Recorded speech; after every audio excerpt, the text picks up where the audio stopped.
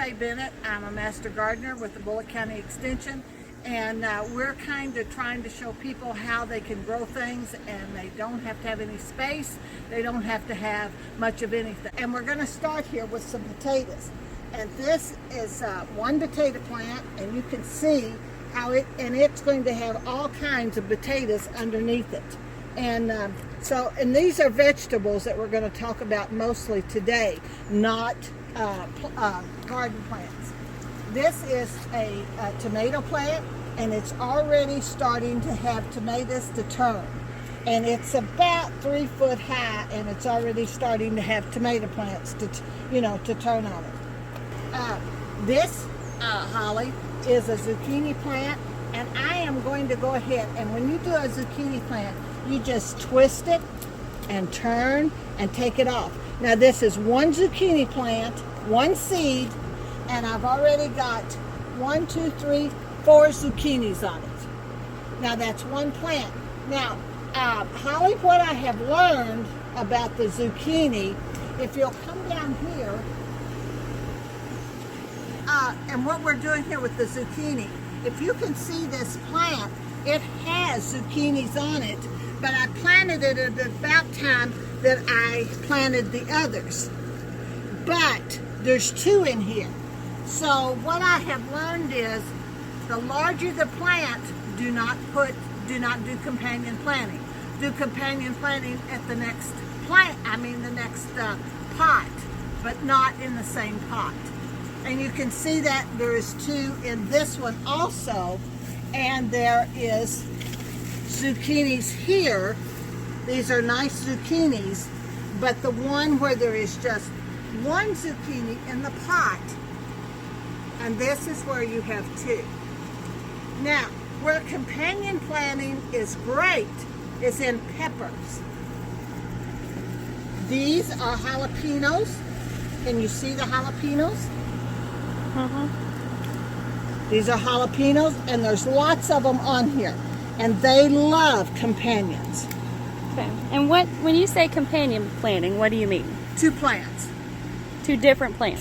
Two different plants, not just 1, but 2. And what's the benefits of companion planting? I think that everybody likes a friend. I think that, and plants are no different. Plants are alive just like you and I think they like a friend. Do they help deter insects? I think sometimes it does. And when you do pots, you have less problem with insects because you don't have all of the soil. Now, if you could look at this one, and look at all of the banana plants on it. Now, those are bananas. These are bananas, and these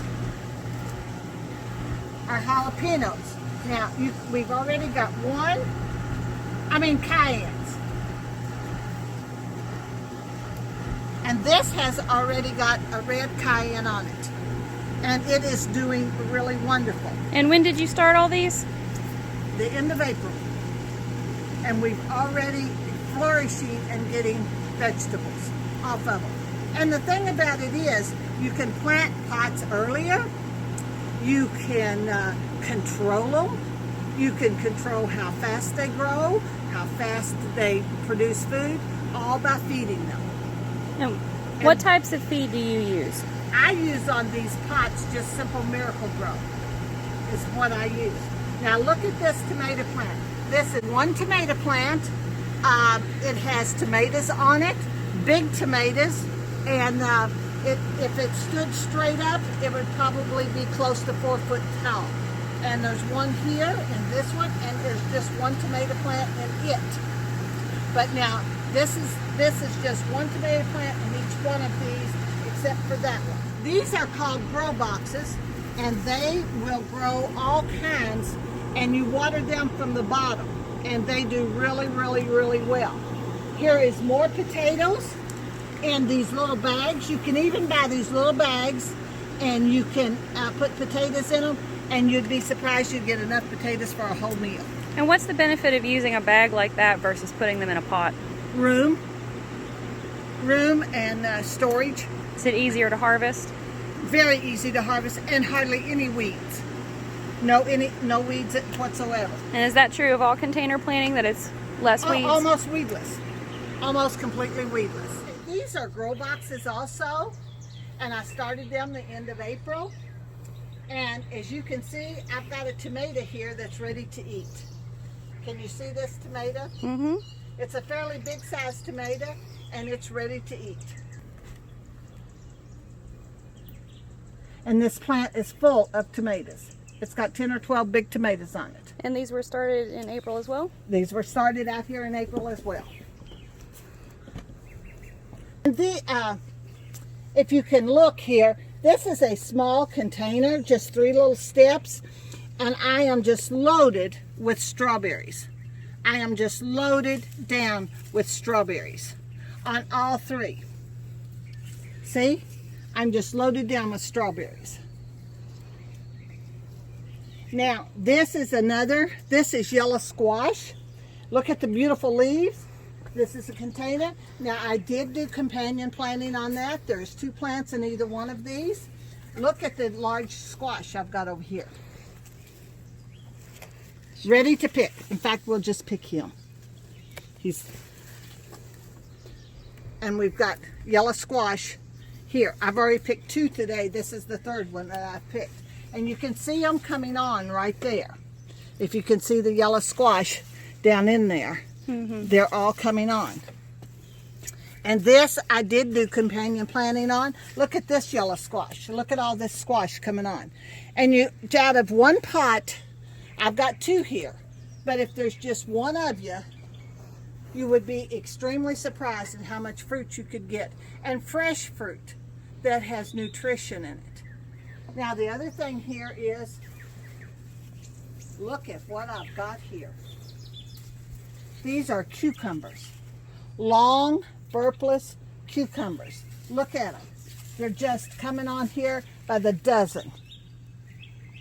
And you can have fresh cucumbers to eat. See them coming on? And these are supposed to be seedless, and you'd be surprised at what you can do. And I always try something new every year, so the strawberries is what I tried new this year.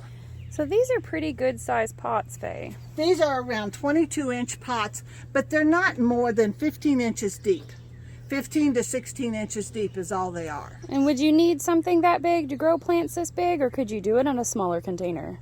I would not try it, because you give the roots a little bit of room, and then when they start to mature a lot, they kind of hang over, and you may not want them just laying on the ground. So you would do it like that. But that's people are going to containers because they're living in small places, and this is what I have found that really works. I see you also have herbs over here. I have herbs. I make herb vinegar, so I have been raising some herbs. So I see basil, and what are the other 2? This one is thyme, and this is oregano. Okay. And those do well in containers, but I know you can do them in smaller containers than that, correct? You can, but I like just it's how you want to arrange them on your table, because you can see I've got oregano and stuff right here on these 2 little tables, and I'm going to cut some later today, and I'm going to make some vinegars. So and you know, if you didn't know these were herbs, you'd think they're just pretty plants. right. They're very decorative. Herbs can also be grown indoors. If you have questions about this or container gardening, please contact Laura Lee Coonsey at the Bullitt County Extension Service at 502-543-2257.